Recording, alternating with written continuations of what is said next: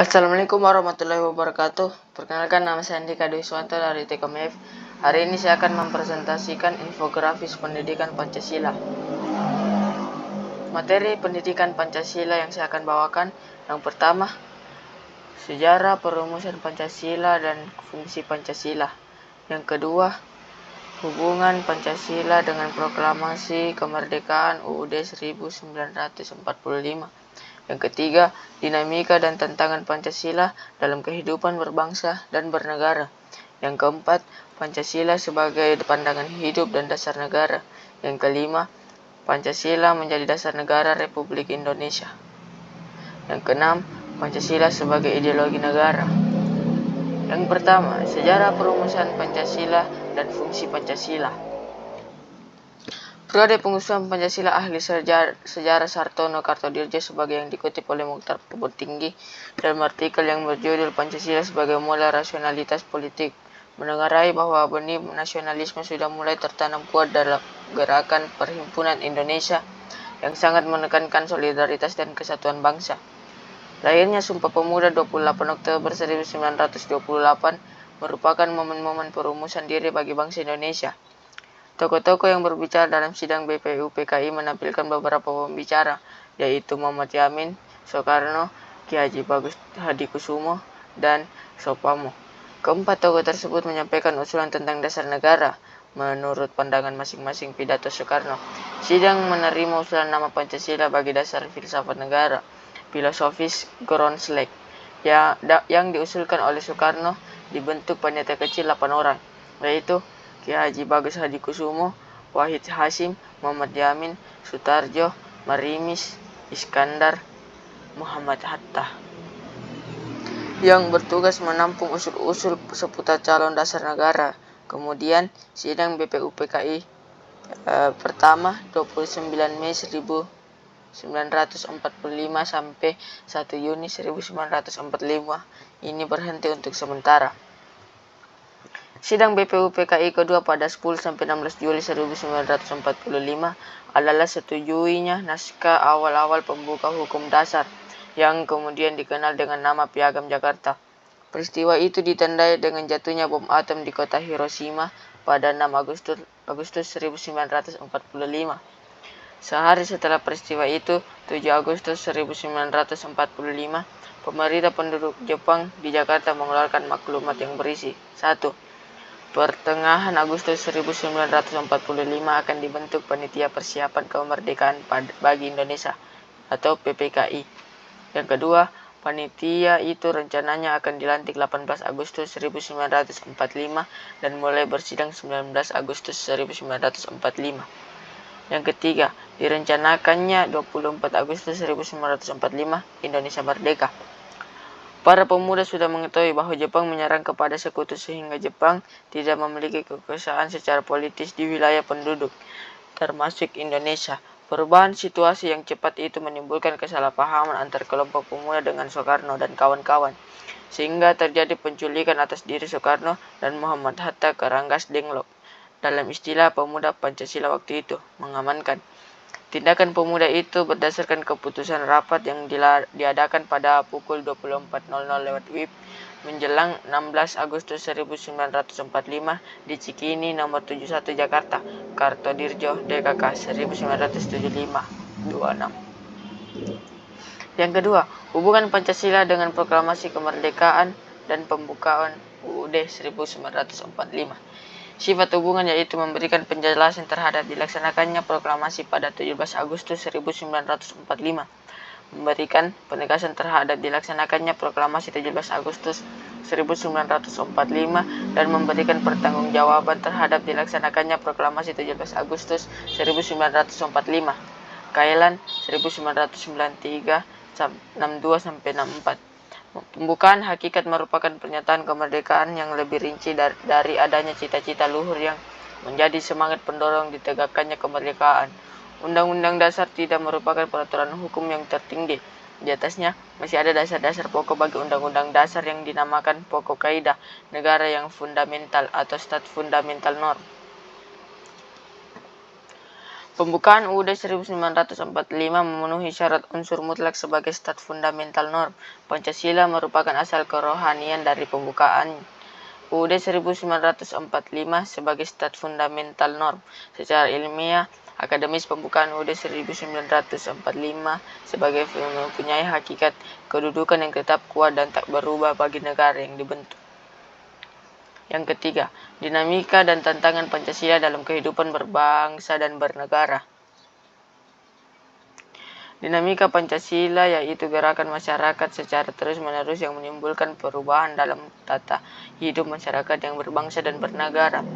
Jika dilihat dari tinjauan histori Pancasila, upaya pembudayaan yang pewarisan nilai-nilai Pancasila dilakukan sejak awal kemerdekaan sampai sekarang. Namun pada saat ini nilai-nilai Pancasila seringkali mengalami penyimpangan. Salah satu tantangan terhadap Pancasila dalam kehidupan berbangsa dan bernegara yaitu meletakkan nilai-nilai Pancasila tidak dalam objek sebenarnya sehingga nilai Pancasila seringkali menyimpang dalam kehidupan berbangsa dan bernegara. Indonesia. Kemajuan teknologi yang tidak dapat dikendalikan atau dikontrol akan menghasilkan masalah yang dapat mengancam atau merusak suatu negara itu sendiri. Dua contoh tantangan Pancasila di era globalisasi. 1. Pemahaman Pancasila saat ini masyarakat mengalami penurunan intensitas pembelajaran Pancasila dan kurang efektivitas dan daya tarik pembelajaran Pancasila. Kedua, semakin melemah nilai-nilai Pancasila dalam kelembagaan politik, ekonomi, dan budaya, serta masih melemahnya wawasan ideologi Pancasila di kalangan penyelenggara negara. Yang keempat, Pancasila sebagai pandangan hidup dan dasar negara.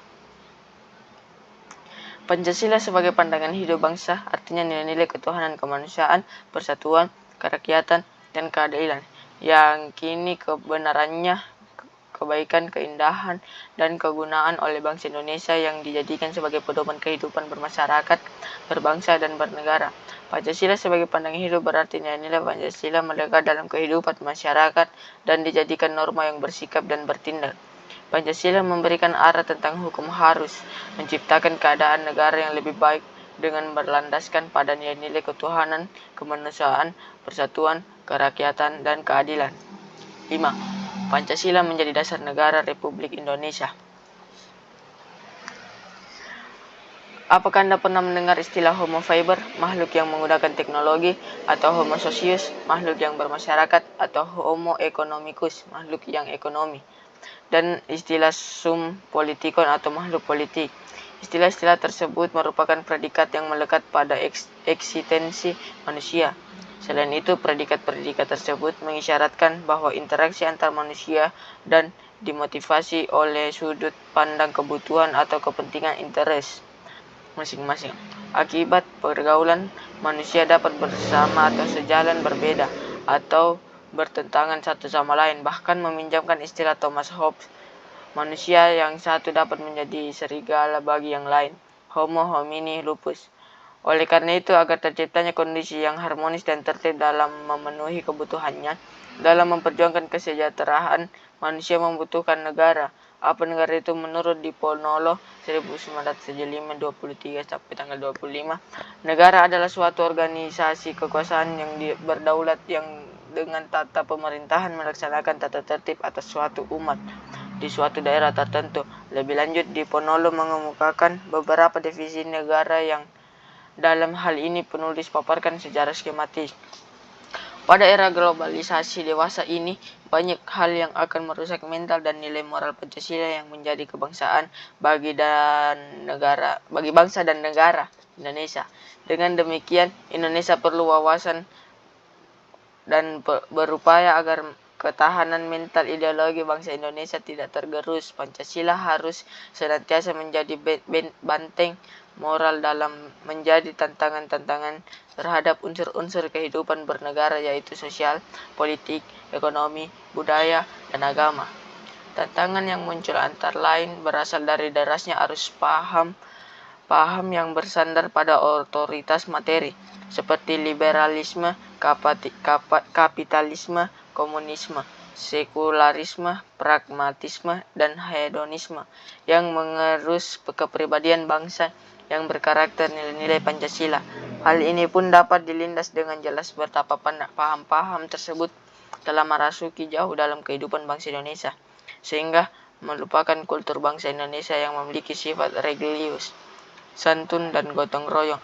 Apabila ditarik benang merah terkait dengan tantangan yang melanda bangsa Indonesia sebagai tersebut di atas.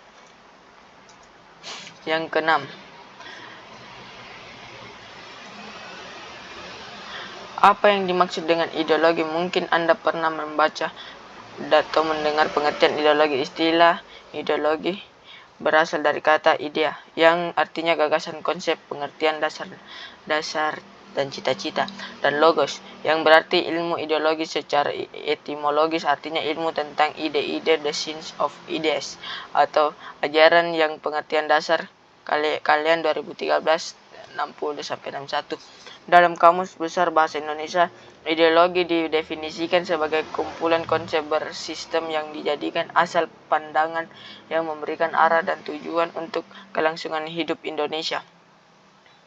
Ideologi juga diartikan sebagai cara berpikir seorang atas suatu golongan.